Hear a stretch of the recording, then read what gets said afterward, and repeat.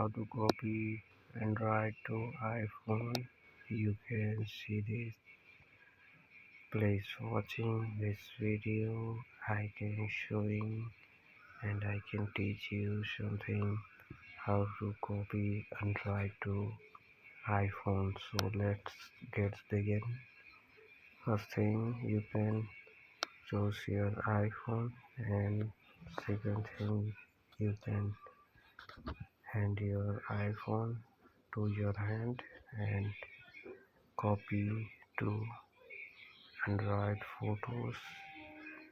First thing, you can copy and paste, and an iPhone is copy and paste. So you can siding your iPhone like this and this.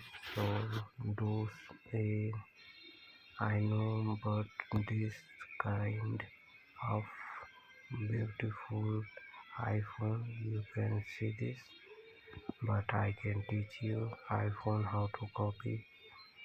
Thanks, but no thanks.